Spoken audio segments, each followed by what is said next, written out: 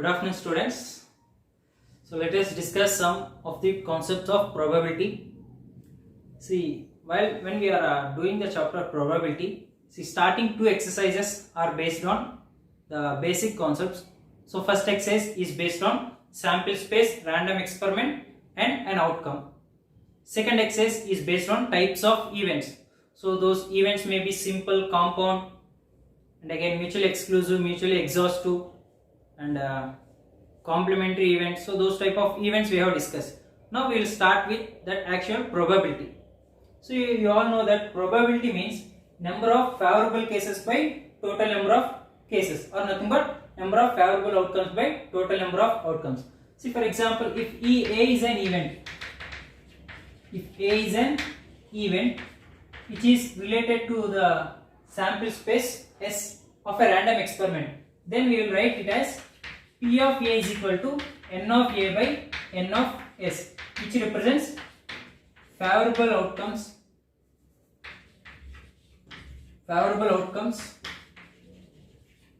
by total number of outcomes of A by total number of outcomes. So this is actual probability. So if A is an event which is related to a sample space,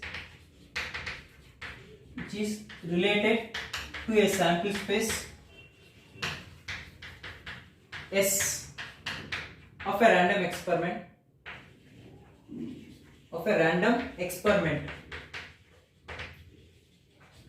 then so P of A is nothing but probability of an event A is nothing but N of A by N of S. So number of favorable outcomes of A by total number of outcomes. So this is the formula for a probability actually. But now we will discuss axiomatic approach to probability.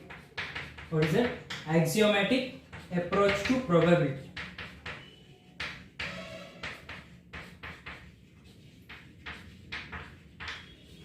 Here axiomatic approach is nothing but having some axioms. Axioms are nothing but rules. Some rules, right? So by approaching these rules or axioms, we will consider as axiomatic approach to probability.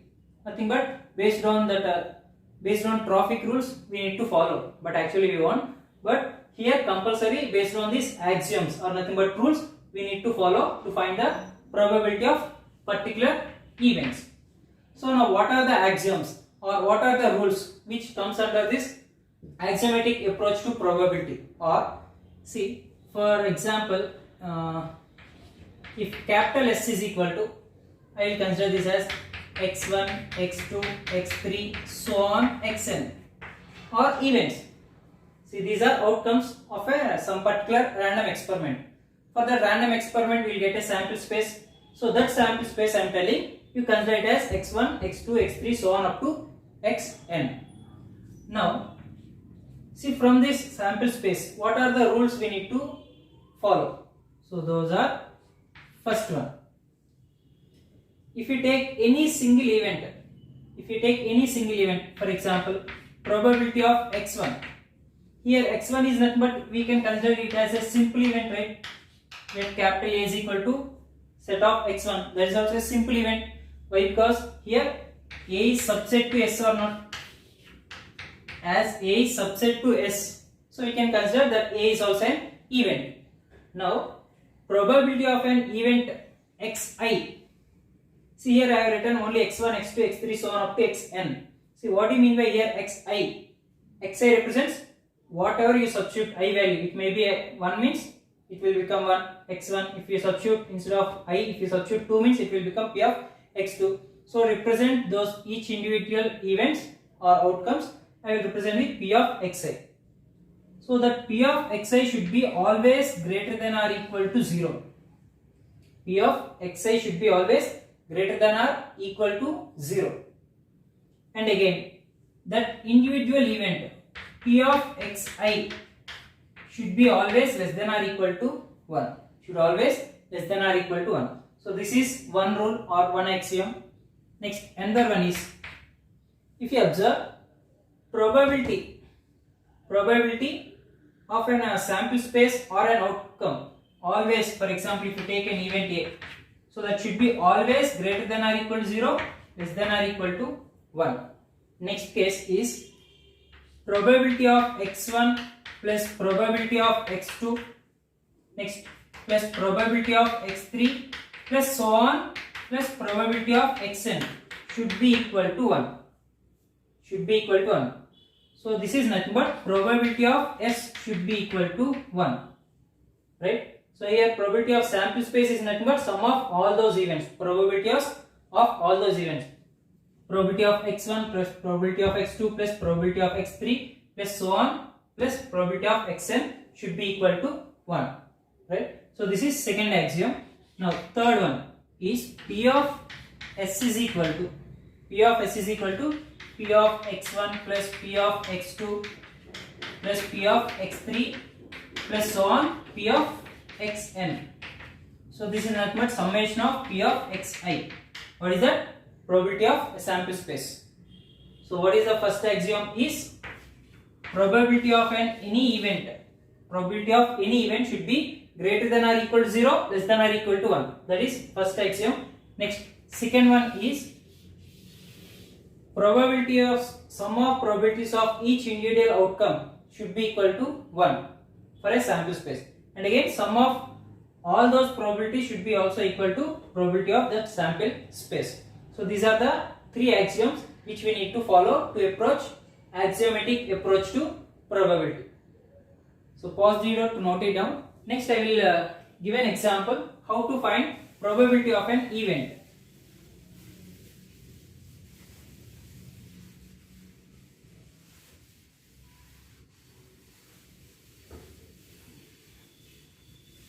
Probability of an event.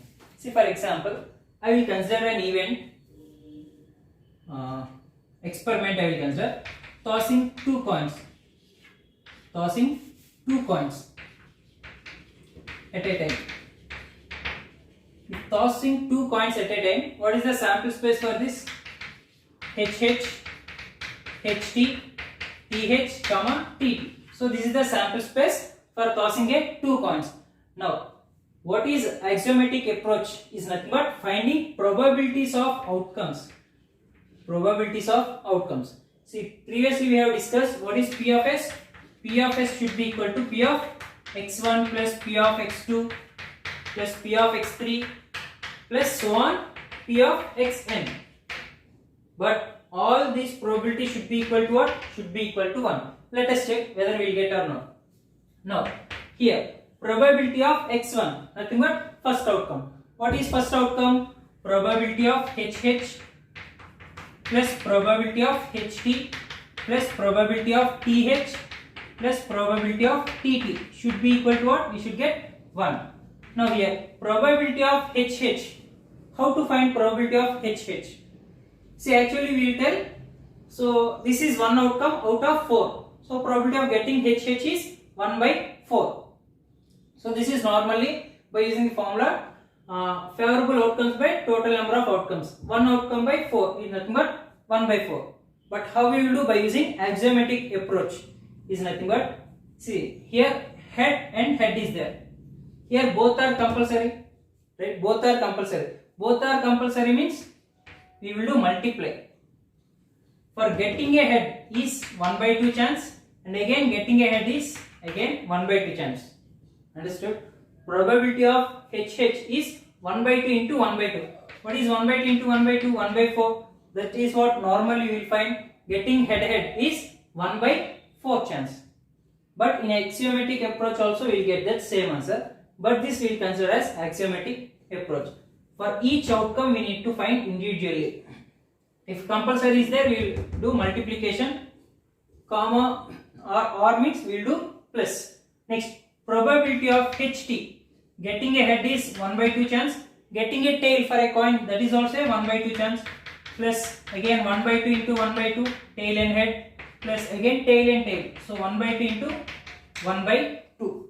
If we add all those, this is 1 by 4 plus 1 by 4 plus 1 by 4. What is that? 4 by 4, which is equal to 1. So this is what the probability is. Right? So probability of those individual outcomes should be equal to probability of that sample space, which should be equal to 1 compulsorily. Next, this is about the sample space. Now when it comes to an event, for example, I will consider an event.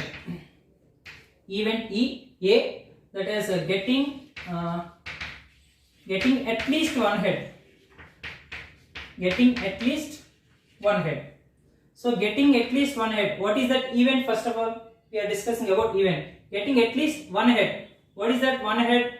At least one head is HH case and also HT case and TH case and only this. So if you write TT, at least one head is not there. So this is an event A. Now how to find P of A? To find P of A also same, probability of HH plus probability of HT plus probability of TH. Understood or not? To find probability of an event, nothing but probability of those outcomes. So what is HH? Probability of HH is 1 by 2 into 1 by 2 plus probability of HT 1 by 2 into 1 by 2 plus probability of TH is 1 by 2 into 1 by 2. So this is 1 by 4 plus 1 by 4 plus 1 by 4, which is nothing but 3 by 4.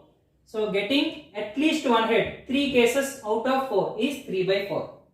So this is the procedure. We will call it as axiomatic approach to probability. Right? Pause video to note it down. Next we will discuss about equally likely outcomes. What are those? Equally likely outcomes.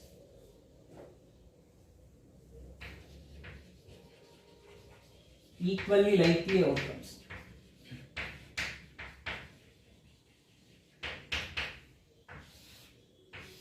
Equally likely outcome means every probability, every outcome will have same chance of occurrence. Nothing but, see here we have 2 cases for considering those coins or dice. See, unbiased coin,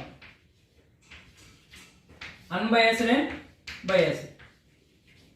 See, what are the difference between unbiased and biased coin? When it comes to unbiased, so that we will consider as fair coin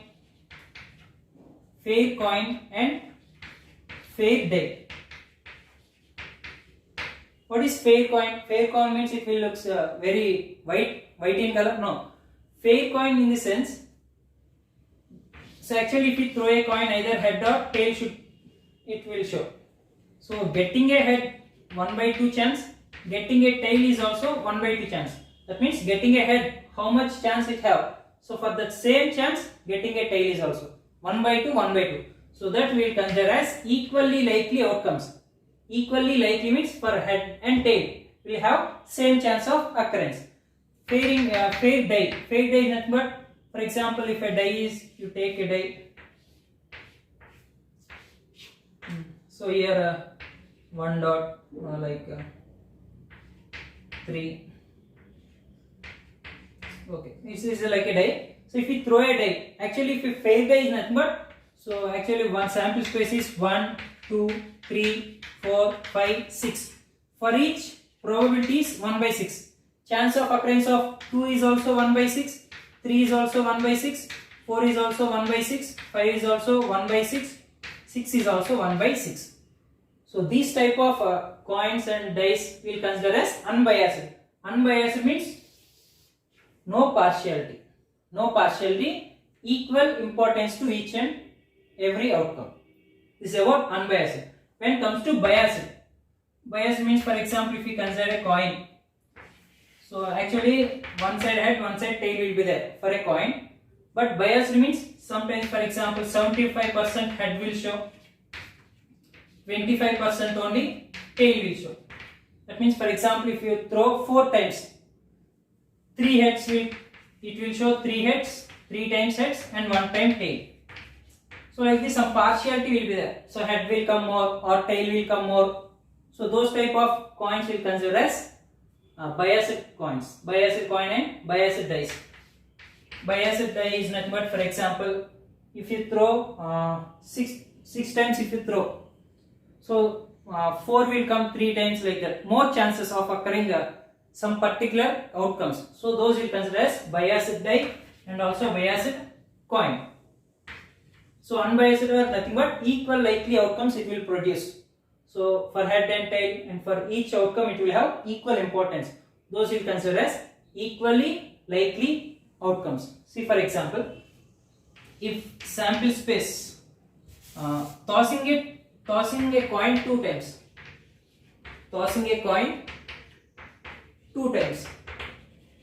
if it is a biased coin, means what is sample space? HH, HT, TH and TT. Now what is probability of HH? 1 by 2 into 1 by 2, 1 by 4. What is probability of HT? That is also 1 by 4. What is probability of TH? That is also 1 by 4. Why? Because 1 by 2 into 1 by 2. Next, probability of TT. That is also 1 by 4. If you consider an equally likely outcome, means probability of HH should be equal to probability of HT, should be equal to probability of TH, should be equal to probability of TT. But sum of all those probabilities should be equal to 1. So that is common. So these are nothing but equally likely outcomes. Now see how to find the probability of those equally likely outcomes of an event. For example, throw a die. If you throw a die, what is sample space? S is equal to 1, 2, 3, 4, 5, 6. Right? Now probability of getting 1 I will consider as small p. Probability of getting 1 I will consider as small p.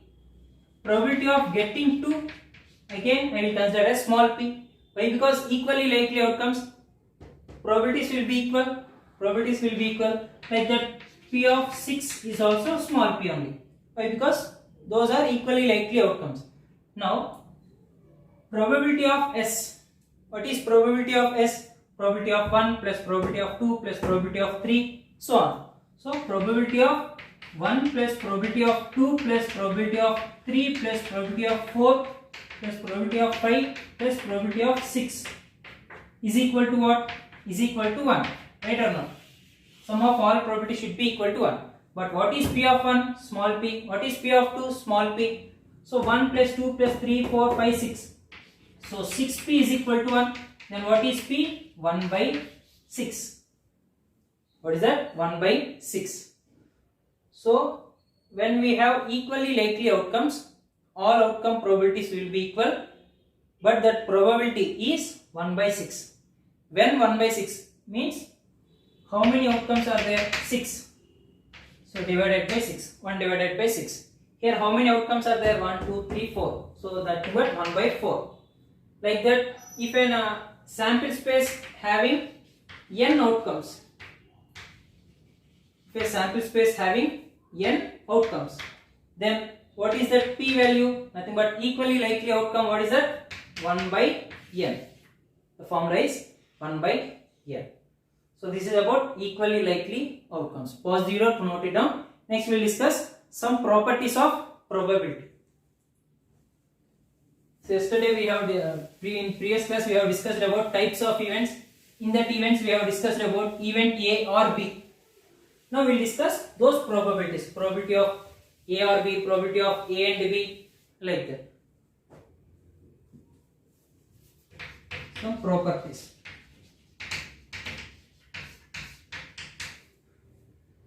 See, if A and B are two events, if A and B are two events, A or B, what is A or B? In probability, or means union, right? Union means plus sign, like that we write. So we know the formula of n of A union B. In a previous years we have learned the n of A union B formula, that is n of A plus n of B minus n of A intersection B. Like that, same probability also. Probability of A or B is nothing but probability of A union B. This is first property, A union B, which is equal to P of A plus P of B minus P of A intersection B. This is first property. Probability of A union B is equal to P of A plus P of B minus P of A intersection B. Or P of A union B is equal to P of A plus P of B only. Either P of A union B is equal to P of A plus P of B minus P of A intersection B, or P of A union B is equal to P of A plus P of B. This is when means when A and B are mutually exclusive events. Mutually exclusive events means what? A intersection B equal to empty set. Remember, A intersection B equal to empty set, and probability of A intersection B is equal to 0. So this will become 0. So therefore, P of A plus P of B. This formula will apply when A and B are mutually exclusive events. If they are not mutually exclusive events, P of A plus P of B minus P of A intersection B. Second property, P of A and B. Probability of A and B is nothing but P of A intersection B. So this will be 0 when A and B are exclusive, mutually exclusive events. That is second property. Next, third one, P of A but not B. A but not B. Nothing but P of A minus B. Right? So if we consider two sets A and B, so this is A minus B. So actually this circle is A, this circle is B, this is sample space. But what I have highlighted, that is A minus B. This is what? B minus A. This is what? A intersection B. So probability of A but not B will represent with P of A minus B, which is equal to P of A minus P of A intersection B. Note it down. Next, P of B but not A. B but not A is P of B minus A. P of B minus A, which is equal to P of B minus P of A intersection B. Now if you observe here, A minus B, B minus A and A intersection B, those three are mutually exclusive events. Here you can identify there is no intersection between those two. That means A minus B intersection B minus A intersection A intersection B is equal to always an empty set. Right? Remember this condition also. Right? Mutually exclusive means intersection is equal to empty. So there are partitions between those. So therefore intersection is equal to empty set. And again this is fourth one. Next one, P of E is equal to 1 minus P of E dash. Complementary events. So this one we can write it as P of E plus P of E dash is equal to 1. So event, probability of an event plus probability of complementary event is equal to 1. So therefore we can write P of E equal to 1 minus P of E dash, or P of E dash is equal to 1 minus P of E. So like that also we can write. And the one, probability of A dash intersection B dash is equal to probability of A union B whole dash. So like that also we can write. So probability of A union B whole dash is nothing but 1 minus of P of A union B. Right? So these are the some of the properties, so which will be useful to solve the exercise number 16.3. Exercise 16.3. See, exercise 16.3. Some of the problems I will give you for assignment now. So remaining problems we will discuss in the next class. But those exercise 16.3, what I will do, that those assignment questions, those are very simple questions.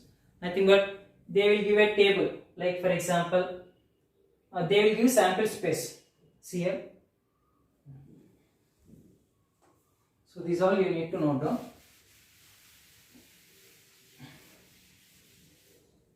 See, those questions will be like, they will give a sample space like x1, x2, so on, xn they will do, and its probabilities also they will do.